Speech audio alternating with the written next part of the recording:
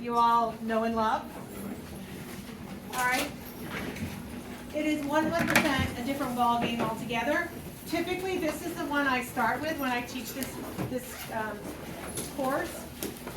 But last year I decided to start with algebra because just the pure thought of having to work with geometry in week 1, most people jump ship, and it's really not as bad as it seems. We're going to go through familiar, hopefully very familiar things like finding slopes, finding equation of lines, finding the distance, finding midpoints. We're also going to be working with circles, which oftentimes feels a little new to some people, okay? Yesterday, somebody got on, Hannah got on, and I actually taught the whole lesson for the 2-hour thing that I did yesterday. So as I'm doing this, you might want to get on and start to reinforce what you know. I upload them so you don't have to do them during the 6 to 8 hour time. You can do them whatever time. If on a Saturday you decide you're going to devote a few hours to math, you can look at that and go through them. And I did a bunch of the homework problems yesterday on that. So I will get on tonight. Shoot. Tonight is open house. How many of your parents coming to that? Not a one. I might be talking to myself for a couple hours. That's okay. I get it. Everybody has, anyway, it is what it is. But I'll be here. Yes. Yes. I feel the same way. Yeah. All right. So, I don't know whether I'm going to have time to get on. If I do, it's probably right after school from like 4 to 5, because that's from 6 to 8, and I probably should eat somewhere in there. Yeah, I can go without a meal, but I don't want to.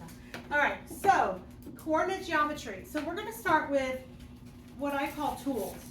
So the tools in our toolbox are rather important. My shirt for tonight. I am going to kind of talk about it. Well, anyway, the good news is that you have a bright colored sheet of paper that has lots of equations on it. The bad news is not one of these equations from this particular lesson will be on it. So these are ones that you're going to have to know and love and use a lot, okay? So I call it my toolbox. When I'm doing these problems, I often think, what equation from my toolbox can I do? If I'm going to be building something in my backyard, I typically have a toolbox. I lie. I can't ever find my toolbox. But if I have a toolbox, I would know that I would want to use specific tools to make something work. Same concept here. What tools am I going to utilize to make things work? So the first one that we're going to discuss is what we refer to as the slope formula. However, in ACE Math, we don't call it the slope. It's a totally different name. Slope intersect line? No, we're talking just about finding slope. But we don't use slope. The word slope is a no-go. I don't think we ever see it unless I do it because it's hard to teach an old dog new tricks. It is going to be referred to as the gradient.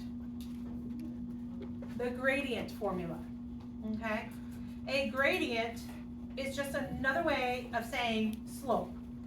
It does make sense if you know of a plumber, if you've ever seen a plumber work, when they're laying pipe to connect to have sewer lines or what have you, do you think that they create a straight line for that pipe to work? No. How typically will they work it? They typically work it at what we call a slope and what they call a gradient. They put it on a gradient. Why? Because the gravity will pull whatever you need to be pulled and help in that situation. Okay? So gradient is what we're going to look for. Now, the question is, do we remember what the gradient form is? It is m. We're still going to use m. M is equivalent to y2 minus y1 over x2 minus x1. This is given 2 points on a line. Are you able to find its gradient? Sure. We're going to use this formula. Now, what is one of the most common mistakes that I see when people are doing and working with the gradient formula is to remember which one of those puppies goes on top. Are they my y's on top or are they my x's on top? And inevitably, people just mess it up and it just totally gives you no points. You know what I mean? So what I want you to do is think. I'm going to be going up these stairs. So I'm going to start at the bottom and I'm going to work my way up. What is the first thing you do with your foot when you're starting to climb these very steep sloped stairs? Good enough. You bring your foot up, right? So if I'm thinking about on my X and Y axes, right, I am taking that foot and I'm lifting it up, right?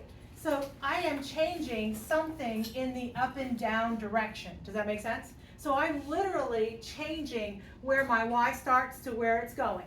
And when I subtract it, so for example, if I'm walking 1, 2, 3, 4 steps, how far did I go? Well, I'm at 4, I started at 0, I went 4. 4 minus 0. Does that make sense? So the idea is you're seeing how that change happened. And what slope is it's just referring to a change of something happening. So in this particular case, I am rising my foot. I am changing my Y level. Typically, I'm going upstairs, I'm going up. If I'm going downstairs, I go down. What is the next thing that I do when I'm working with my stairs? I go forward. Does that make sense? So I rise, change of Y, forward, change of X. Rise, change of Y, forward, change of X. And that, my friends, is the slope. So which one goes first? The one on top is the rise. So if you can remember rise, change of Y, run, change of X, you won't go wrong by that particular equation. The number one mistake, everybody knows how to find a slope. The one mistake I see is to flip-flop this and then it's all wrong, okay? Are we cool? So the question earlier that I got was kind of, it's a good question. Let's say I have 1, 2, and 5, 6.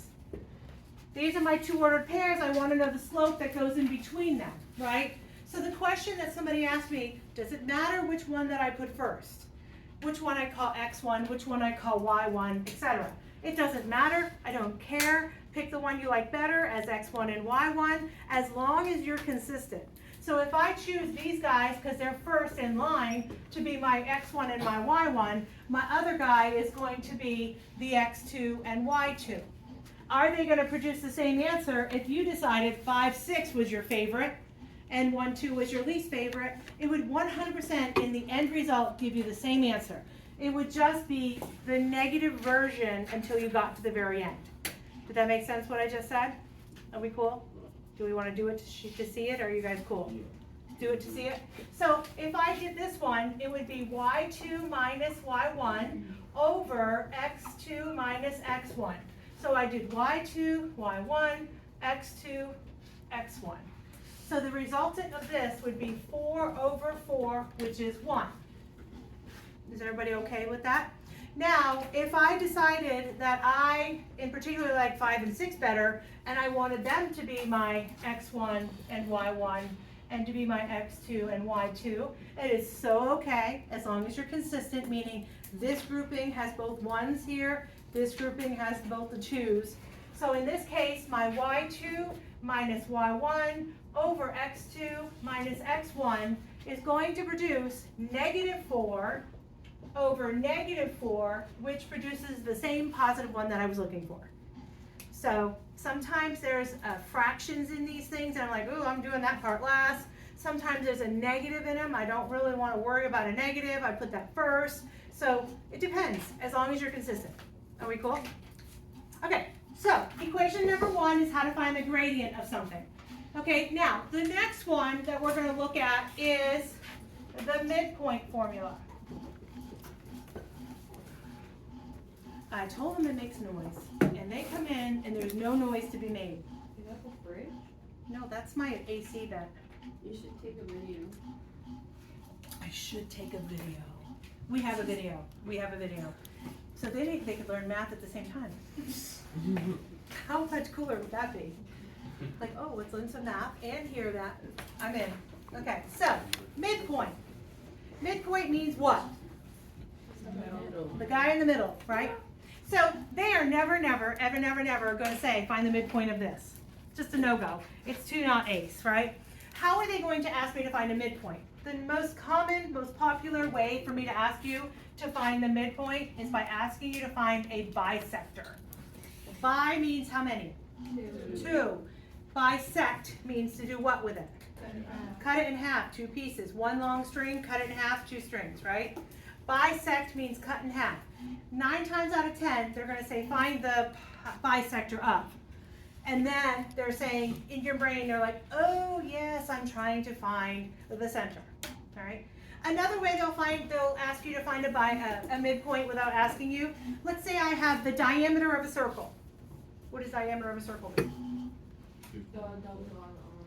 Yeah, The radius times the radius. 2 times radius, good way to think about it. So it's the very center of the circle all the way across. It has to go through that centerpiece, right? So I have a diameter of a circle. What if I asked you to find the bisector of that? I'm asking you to find the radius, that one piece of the radius, also known as the center of that circle. You guys cool? We'll get to that today. All right, are we cool there? So the formula for us to find bisector midpoint is x1 plus x2 divided by 2 and y1 plus y2 divided by 2. Literally, I am finding the average of two things. So, I am 51 years old. Okay? I really am. I don't look it, right? Thank you. I knew you were thinking that. Oh, you're only 51? Okay, I got you. Okay, Lillian, how old are you? 16. Oh my gosh, you're just a baby. 16. What is the midpoint? What is the bisector of our two H's? Well, what are we going to do? We're going to add them up and do what with it? Divide by 2. Let's not do that because I don't really want to know. So anyway, the bisector of the two. We add them up, divide by 2. Same thing. If I'm looking at these 2 points, 1, 2, 5, 6, over 1, up 2, and over 3, 4, 5, up 6. If I have that, I want to find the bisector of it, also known as the midpoint of it. How am I going to go about doing that? Well, my ordered pairs are 1 and 2, 5 and 6. So, what do? Add my x's. So what's that going to be? 5 plus 1, and do what to that? Divide it in half. Divide by 2. Find an average. You get 3. You do get 3, and then, y would be 4.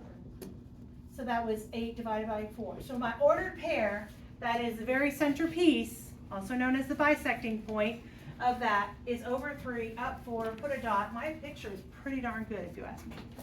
Are you guys cool? It's not good at all, but you got the idea. Okay, so bisect. Cut that puppy in half. Yes? Okay. The next formula that's in our tool chest that we need to use that is not on our bright colored sheet of paper is the distance formula. Did you all know this already? Oh, it was on the board when you came in. Observe it. Very good.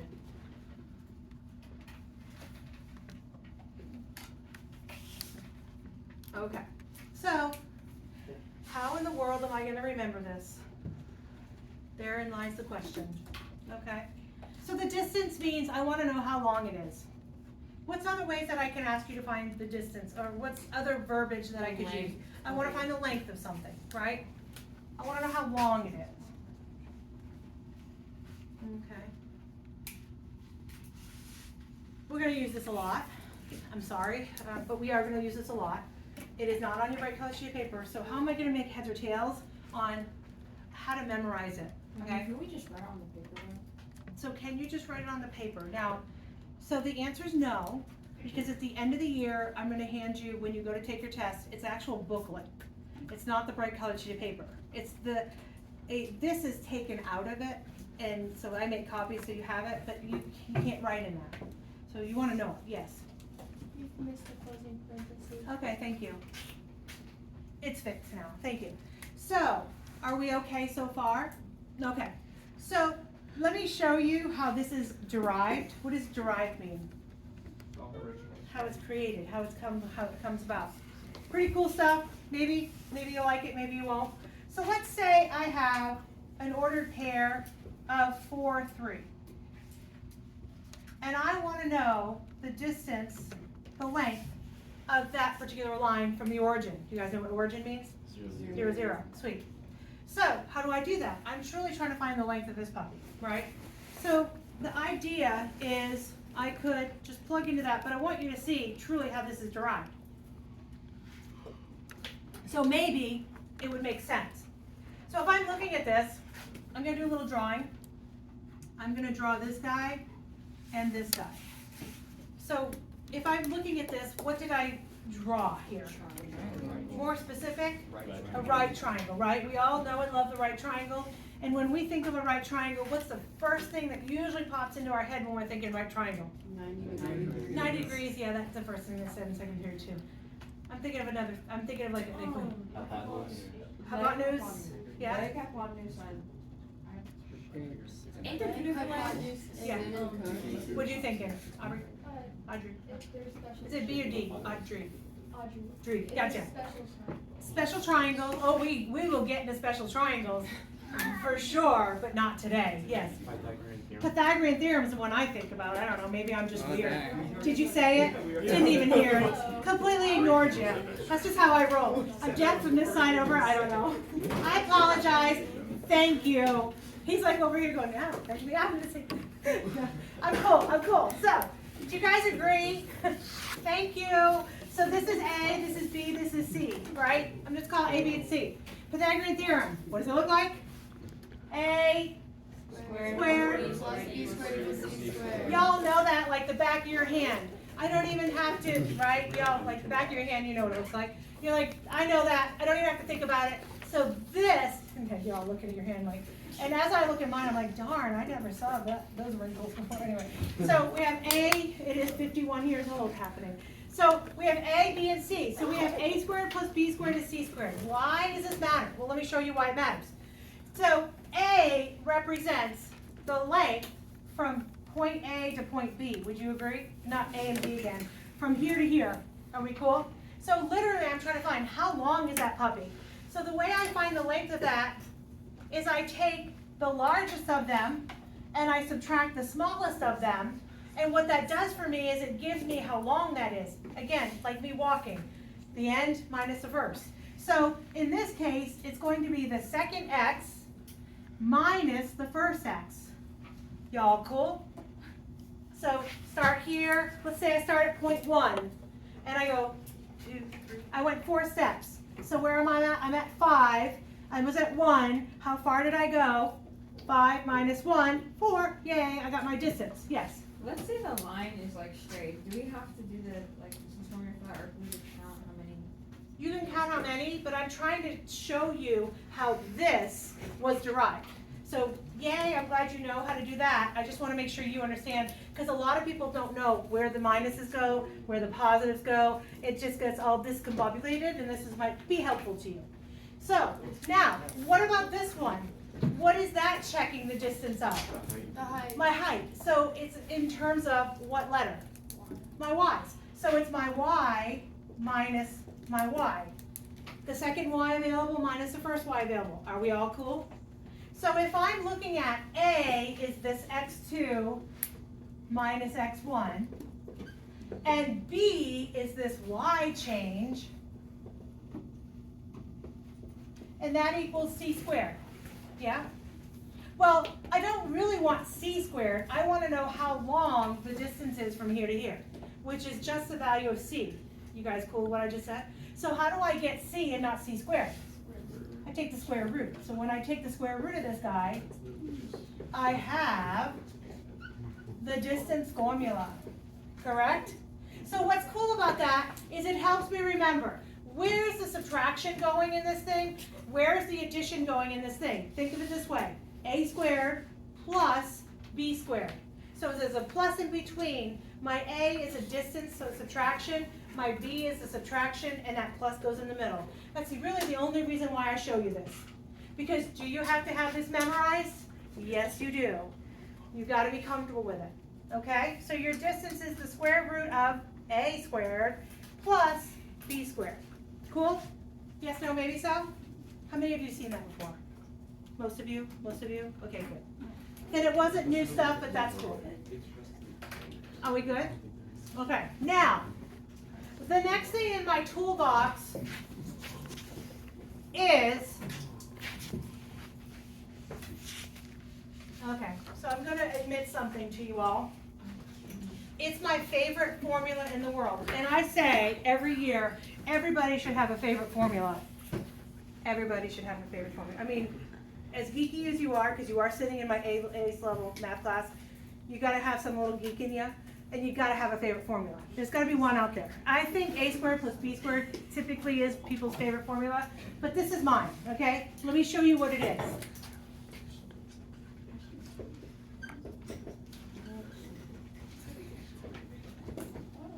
What is it?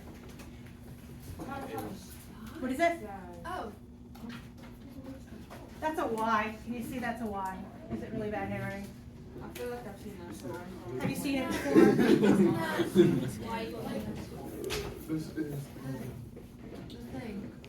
So, other than the proper name of Miss K's favorite formula, because that's pretty much what should be written in books, but unfortunately it's not.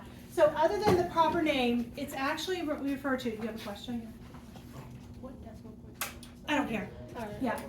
So, other than Miss K's favorite formula, because I will refer to it as Miss K's favorite formula all year long. And when I say all year long, we will use this formula all year long. It is one that you need to know and love and embrace. It might even be your favorite when we're done.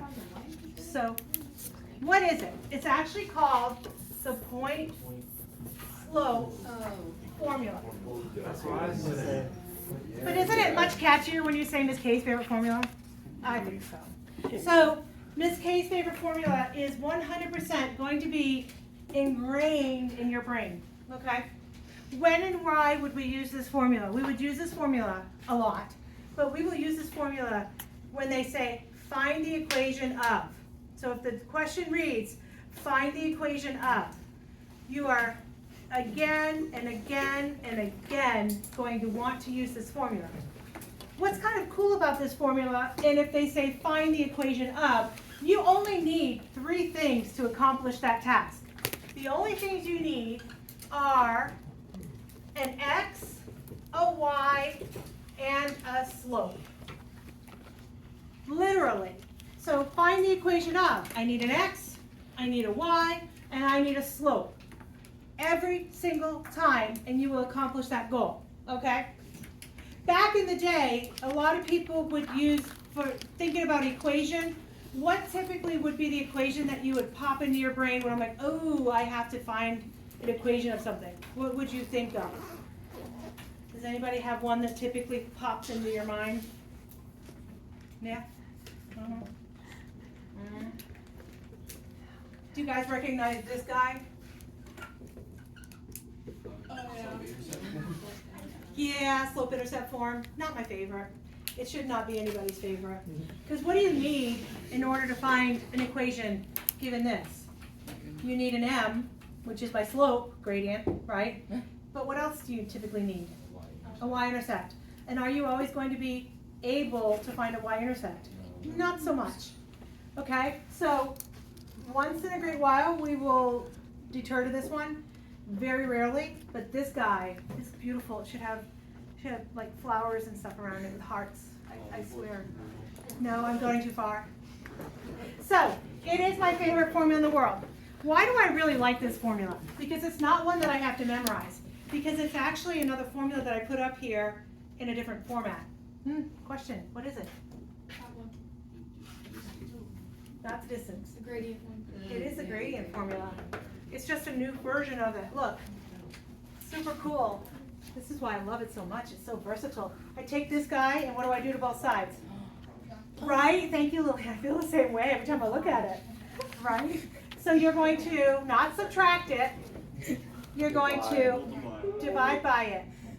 And what happens when you do that? Oh, you're left with m, which is so super cool. Right? See, Lillian, there's the geek in you coming out. It's okay. Everybody eventually gets it in this class. So, guys, I love this formula. You absolutely need to know this formula. If you do nothing else, you can get the tattoo. If you were looking for that one tattoo that you really wanted, that's the one. Am I wrong? I shouldn't have put that out there. I mean, we've totally discussed other types of tattoos in here, like a unit circle. This is the one that oh my gosh, I'm going to get letters from your parents. My son told me that I needed to get the tattoo. Oh, yes. Will I get the tattoo? If everyone passes the ACE exam, will I get the tattoo? Yes. Will you actually do that? Yes. I got goosebumps because I'm going to say yes. I'm going to say yes. Do it. Yes. Where do I have to put it? On your arm. No! Right here. Now, tattoo, right? Never. Now it's a tattoo. Oh my gosh.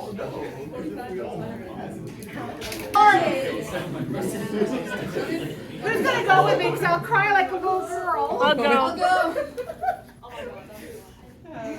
I went with EJ for his first one. We have the point slope formula, which will soon be my tattoo because you guys are all going to pass this test, which is not this chapter test, but the test at the end of the year. Okay. All right. So the next thing I need to talk about is there's multiple types of gradients. I didn't go over this last night, so this is something more. So I did a few of them, but there's multiple types of gradients that we need to kind of think about. If I'm drawing, which you know I'm really good at by now, there are basic graphs that kind of go like such. What type of gradient does that have?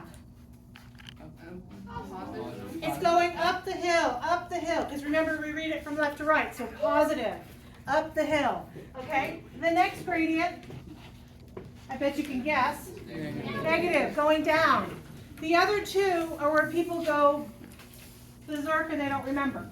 So the next one is this guy right here. So take your hand and do this with it, okay? All right, so hold on to that. Think about that for a minute. Let me show you the other guy. This guy, what's going to happen? We're going to be like this, right?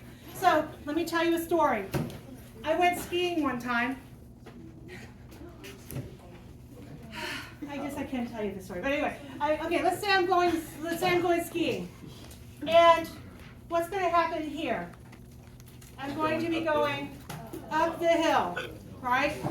So I'm in the positive direction up the hill.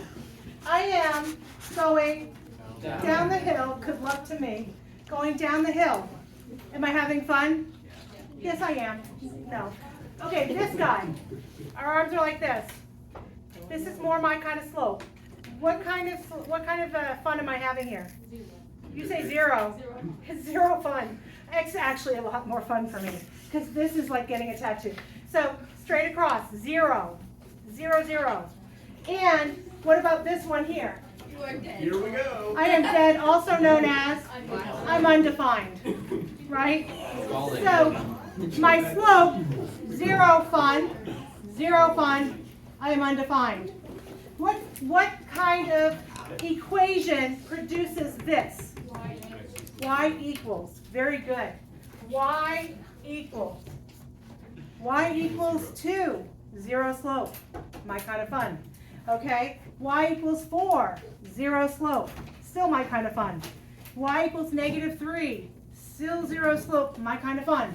Over here, what is this guy? X equals, okay? X equals 1, X equals 2, X equals -1. Definitely not my kind of fun. Are we cool? 0 slope, no fun, and then undefined, definitely undefined. Cool? Yeah, okay. All right, if I have time at the end, I will tell you my story about going sledding with slopes. So, it was bad. Did you crash? Oh, I didn't. My son did, but I'll tell you all that.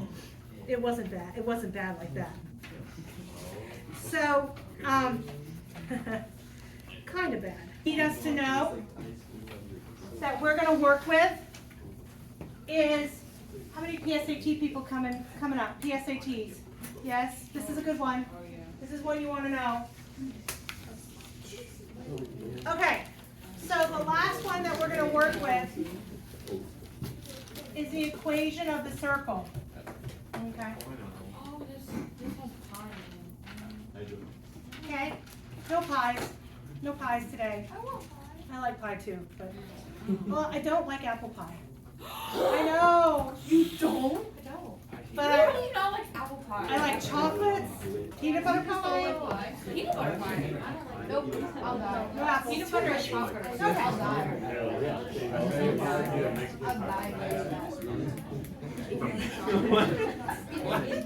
Okay, this one you gotta know. This is also in your toolbox. This will be utilized a lot. Circles are new to our curriculum in the last 3 years. So the amount of problems that I have to give you to kind of like review it is a little bit more minimal than the rest, Equation of a circle. but that's the equation of a circle, okay? Let me explain the components that make it up. This is my center. Yeah? Is that cool? The center of the circle. This is my radius. So R is equal to the radius. Yeah. So if I gave you a generic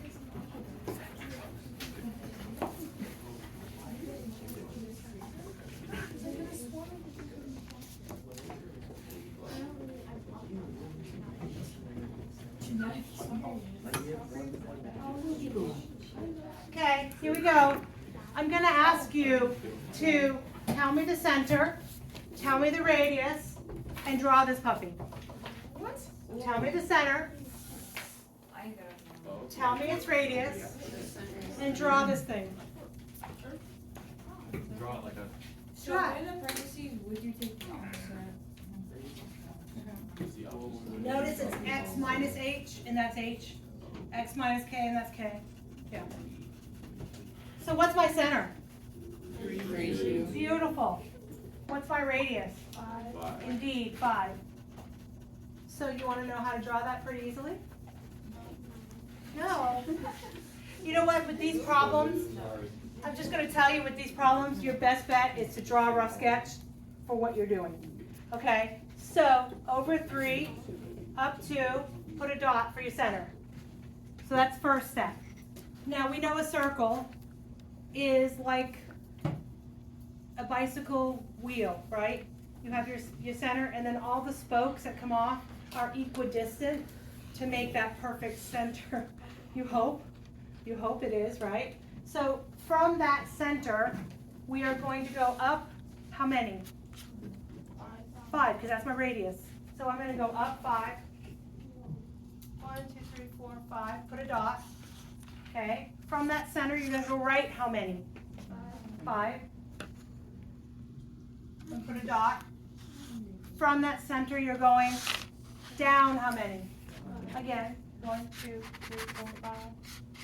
And then last but not least, from that center, you're going left how many? Also 5. And then are you creating a beautiful circle? We'll see. Hopefully it's as pretty as mine. Can you explain how you got 5 for radius again? That's good. It's an alien head. Great. It's an alien It's head. the square root of this guy. Square. Yeah, it's a square root of that guy. Because this says radius squared. Okay? Yes. We could draw a circle. Can we just Yeah, can we just call it a compass? Listen, if you're all about the compass, have at it. Do I know how to use it? Not so much. Okay. So, guys, the beautiful circle I have up here. Okay, from here, every single place from here to here is going to be what we would call a radii, radius, radii singular. Yes. Question? No. Radii is plural. Radius is singular. You had a question? No, I was talking about the 5. Oh, the 5. How did I get it? Square root of that. Yeah, yeah. Are we cool? Yeah? Okay, now, the next question I have is, what if I take and draw this? That's a straight line. Pretend it's a straight line. What is it called? tangent? A tangent. It's a tangent. Hear me out. A tangent is always going to be, Touching the line. it touches it once, and what kind of picture does that visually create? Across. It's a cross, and then what do we know about something that makes a cross? What do we talk about with its slopes and such? They are perpendicular. So a tangent to a radius of a circle always is perpendicular. So let's talk about perpendicular, and what's the other word? Parallel. Okay? So parallel, I don't know how to spell it. 1 R or 2? It's one. Para. Okay, I'm going with it. Parallel. Lost my brain for a second. So parallel lines look like, they never touch or meet, right? They look like train tracks. They will never touch or meet, we hope. So they are, slope of each are equivalent. If you have two lines, their slope is the same. What's the best way to visualize what the slope of something is if it's in this form. Can I tell you what the slope of something is? Well, it's whatever's in front of x, right? And what do we know about perpendicular? Perpendicular, they cross. They each cross. other, and their slopes are opposite of each other. They are not quite opposite. What are they? These are the words we use. Yeah. Kinda, well, both together. You just solve the denominator and alternate. Alternate works for me as well. Can I say I that? use the words opposite, reciprocal. Oh, yeah. Opposite, reciprocal. So if this is m, this is negative 1 over m. Reciprocal means flip that puppy over. Opposite means change the sign. So if I had something that was 3/2, what would its perpendicular Negative slope be? 2/3. It would be negative 2/3. Yeah? If I have something that is 3, what would its perpendicular slope be? Negative 1/3. Negative 1/3. Are we feeling good? So if this guy is positive 1/2, then what is this guy? Negative 2. Okay. So perpendicular. Are we cool so far? Yes. Okay. Yeah, I think I've gone over all my formulas. Oh, story time. Slope. Yes. I can do that.